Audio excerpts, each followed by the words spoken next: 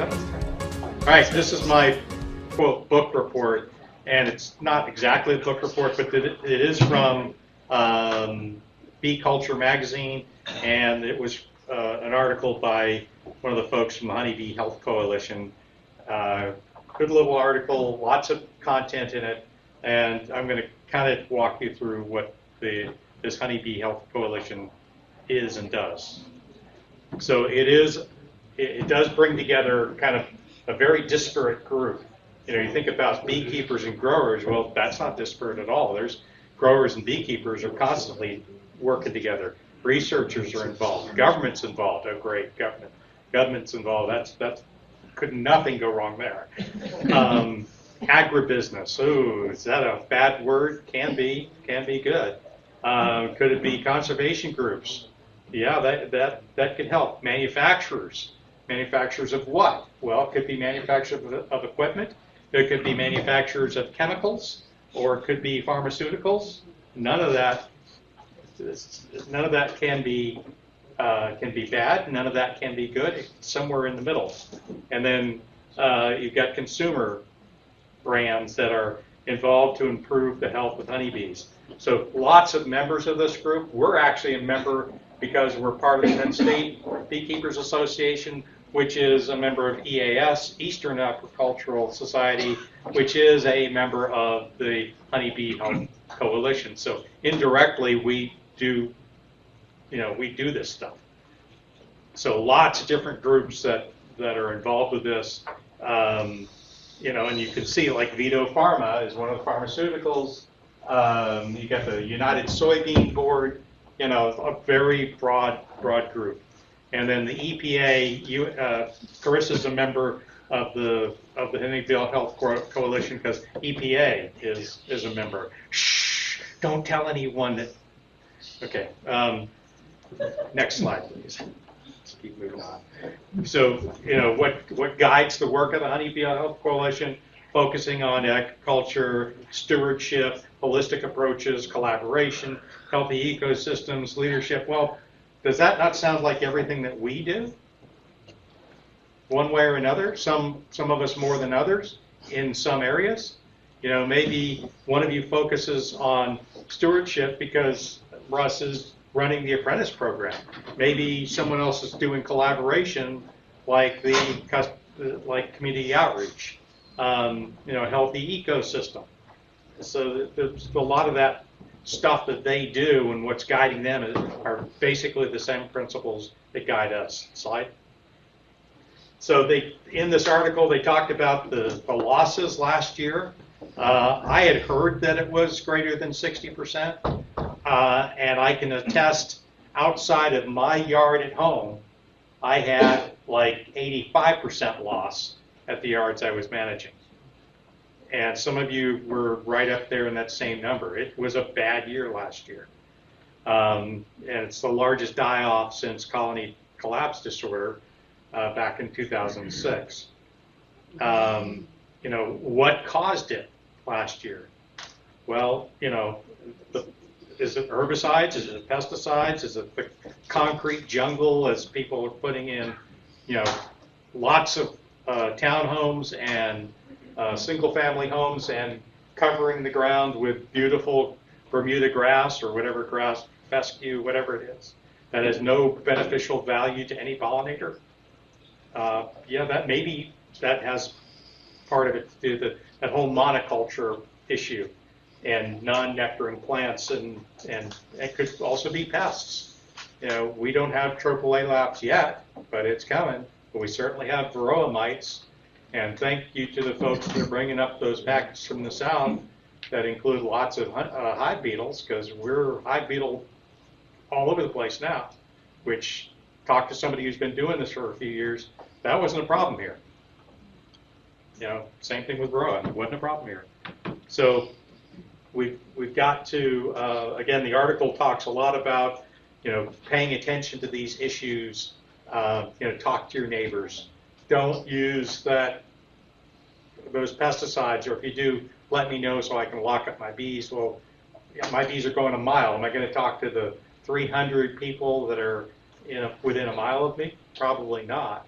but we've got to continue to get the word to our neighbors to cut that crap out. That's a technical term. Oh yes, that didn't work. It did. It was amazing. It was amazing. I hit the space key to advance, and Chris pushed the button. Okay. So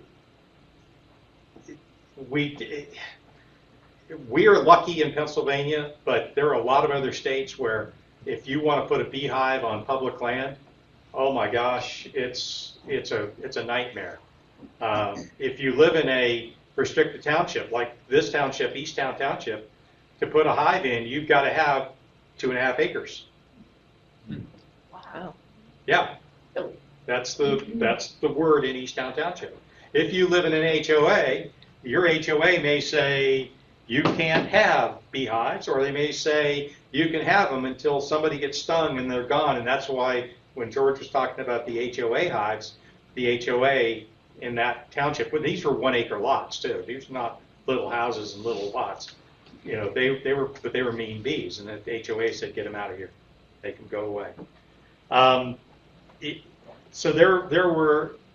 So let's talk for a second about this was also very interesting about the article that 68 studies found negative effects on wild bees from placement of honeybee hives. Recent analysis of 68 studies. 2 cases that the honeybees had a negative impact on the wild bees. So 2 out of 68, there was a negative impact. In other cases, the honeybees were actually a positive impact to the honeybees.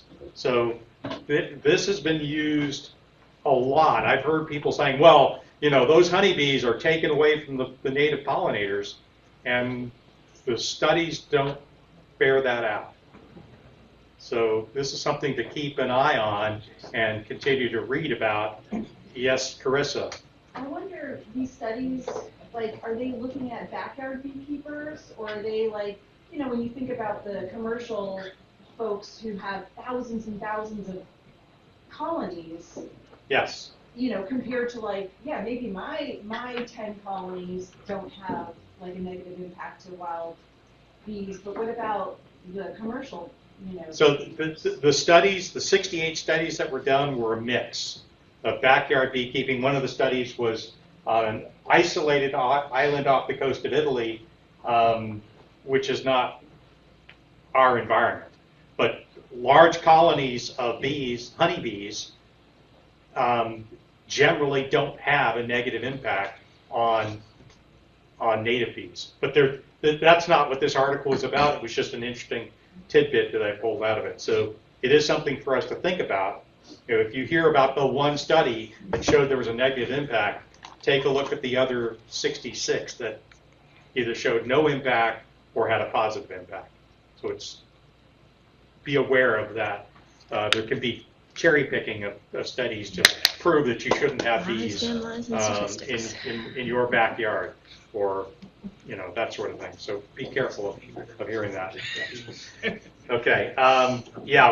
We still need honeybees. The policies are important. Speaking of policies, Mark Gingrich, who's the president emeritus of the Pennsylvania State Beekeepers, will be at the conference and meeting with select group of folks to talk about bee law, which sets up the policy in Pennsylvania, which apparently is opened back up. It's in committee, and so we're working through that with the Apiary Advisory Board and Pennsylvania State Beekeepers. Interesting, going back to the same note here, impact of sheep grazing has a higher impact on wild bee population than managed bees. Who'd have thunk that sheep and wild bees interrelate, but sheep eat a lot of the forage that wild bees need. Shocking. And just as a side note, with all that wind yesterday, I walked out on my back porch, and it was covered with maple flowers. And up until recently, I didn't realize that maples had flowers. They're little tiny little flowers, but they're all over my back deck because they've been blown off. that's where I think a lot of the nectar was coming from in the hives that I was looking at earlier this week. We need to feed the bees. Find a tree.